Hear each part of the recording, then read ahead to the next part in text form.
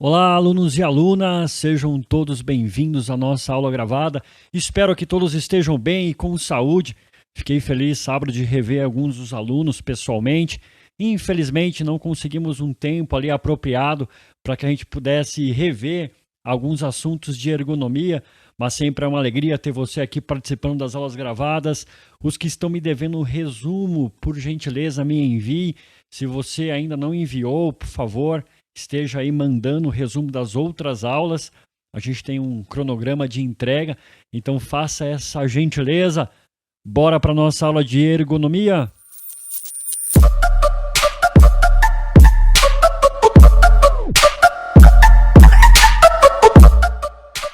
Nós estamos falando dessa disciplina de ergonomia. Sei que tem aluno, pelo menos um aluno que pegou esse bonde andando, pegou essa aula ainda divagando, mas acredito que já deu para ter um pouco de noção do que é ergonomia, do que ela trata, do que ela fala.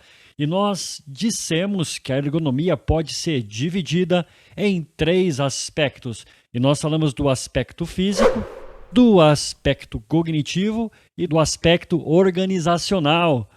E hoje a gente continua falando dessa subdivisão da ergonomia pensando no aspecto cognitivo.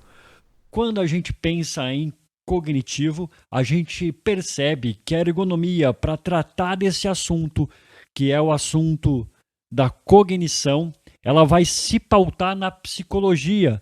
Então ela vai beber das fontes da psicologia para poder tratar um pouco sobre essa questão do que é cognitivo. Lembra que a ergonomia é uma disciplina multidisciplinar, ou seja, que ela vai abranger diversas áreas, que ela vai atingir diversas áreas, que ela vai se entrelaçar com outras disciplinas e pegar dessas disciplinas objetivos de estudo para poder compor ali o estudo ou a ciência do homem, a ciência do ser humano na questão do trabalho. Então essa questão do cognitivo, ela vai pegar da psicologia, a psicologia cognitiva, cujo grande percussor é Jean Piaget. Vocês aí que forem para a área da educação vão ouvir muito falar de Jean Piaget. Vocês que forem para a área da psicologia, vai ouvir falar de Jean Piaget, que vai ser um dos precursores daquilo que nós chamamos de psicologia cognitiva, ou seja, ele que vai lançar talvez as primeiras estacas para pensarmos no que é cognição. Quando a gente pensa nessa psicologia cognitiva, fica perceptível dentro desse campo do conhecimento, que é a psicologia cognitiva, a sua adaptação e a sua inserção em tentar compreender como que os indivíduos percebem, como que os indivíduos aprendem. Então, como se dá essa percepção aqui no nosso cérebro de aprendizado, de assimilação, de percepção. Então, como a gente lembra das informações que a gente armazena, que a gente acabou visualizando em algum lugar, como faz parte isso da nossa realidade. Então, a psicologia cognitiva, ela vai abranger esse estudo da percepção, do pensamento e a memória. Você tem uma boa memória? Você tem uma boa memória aí? Você lembra das coisas que aconteceram? Você consegue ir bem nas provas, lembrando daquilo que o professor explicou?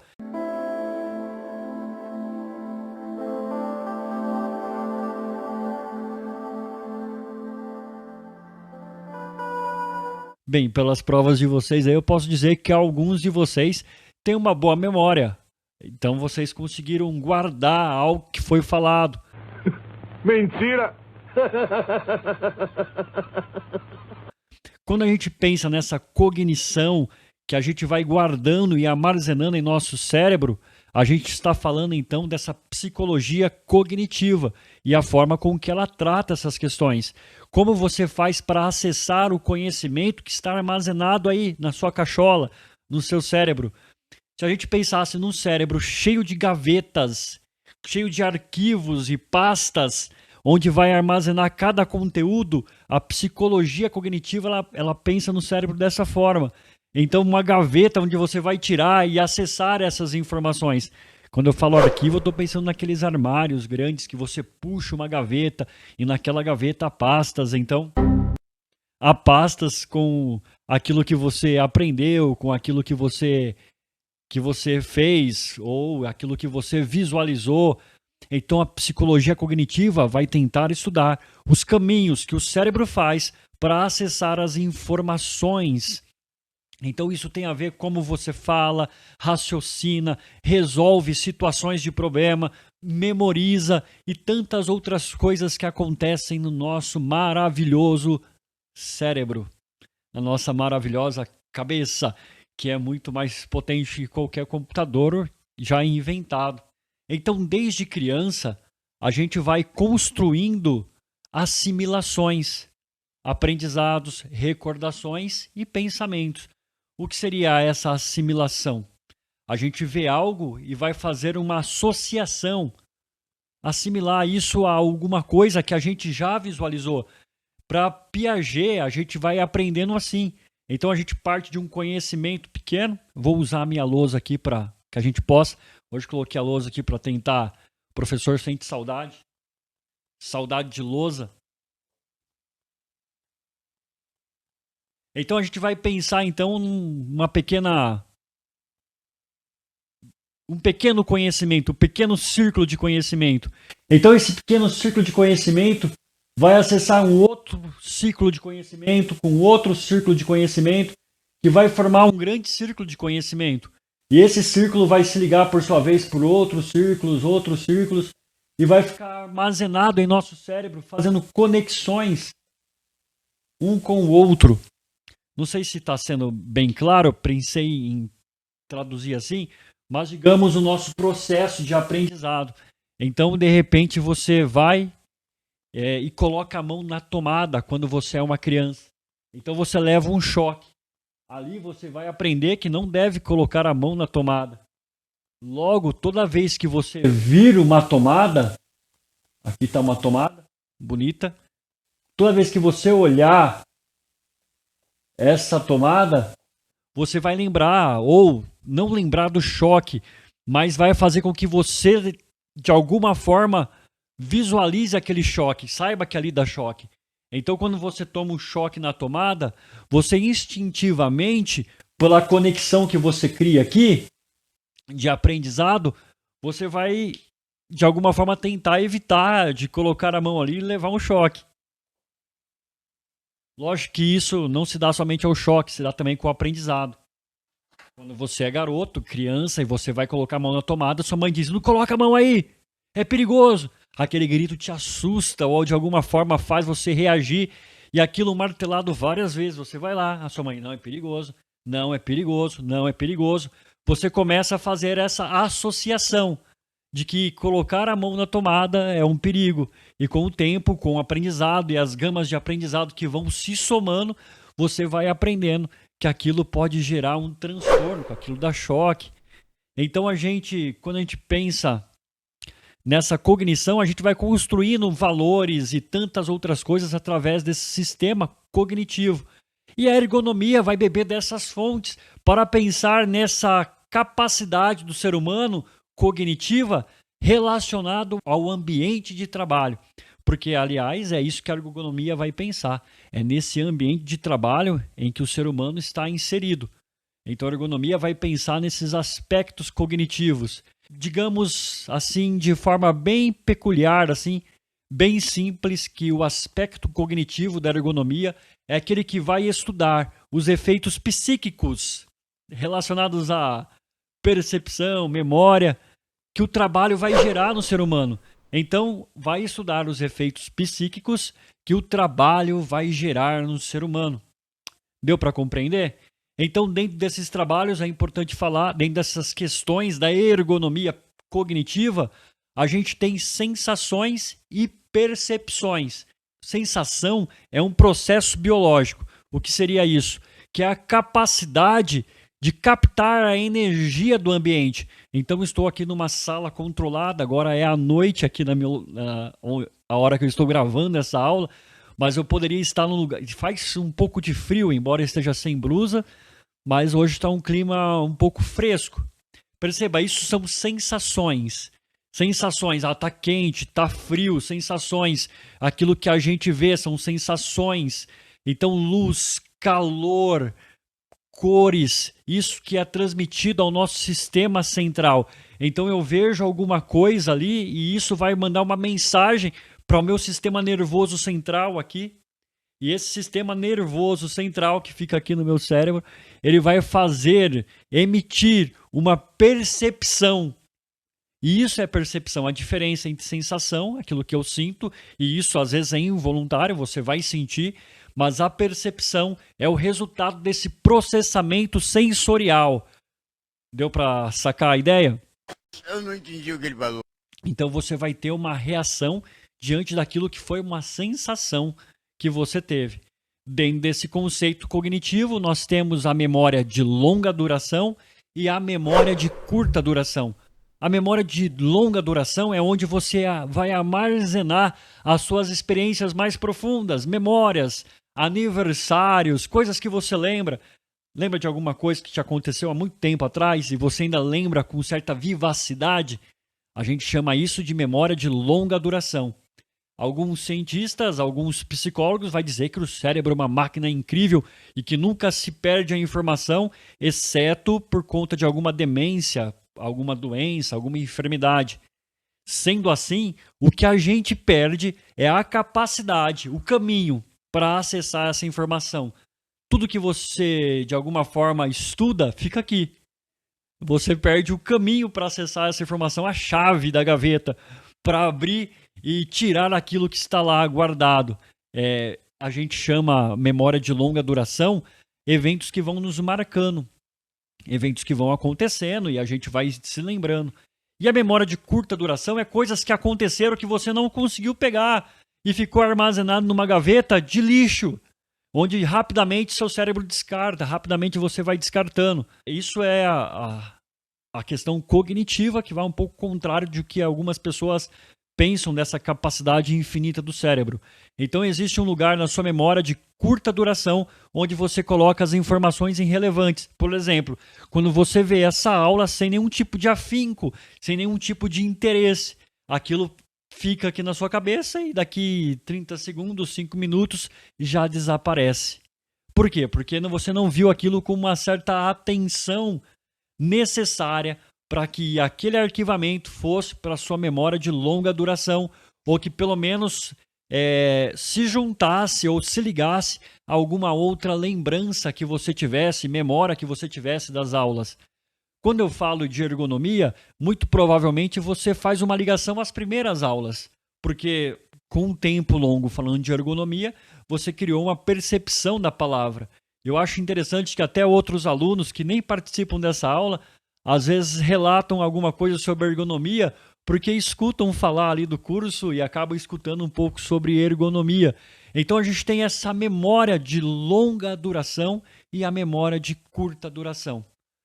Quando a gente pensa na ergonomia como aspecto cognitivo, é interessante perceber que ela vai estudar a nossa percepção, a nossa atenção, a memória, estresse, tédio e monotonia. O que seria essa percepção, atenção, memória, estresse, tédio, monotonia? A gente vai aprender que como ocorre esse processo cognitivo. Primeiro a gente tem uma percepção, essa percepção gera atenção que vai acessar a nossa memória. Eu vou fazer aqui um pequeno gráfico. Não um gráfico, mas vou colocar algumas informações aqui na lousa. Preste atenção.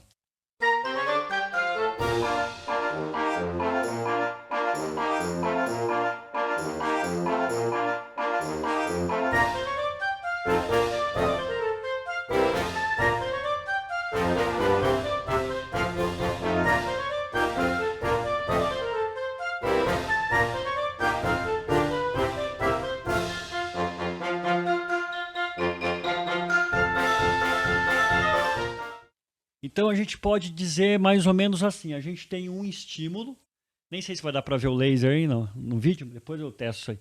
A gente tem um estímulo.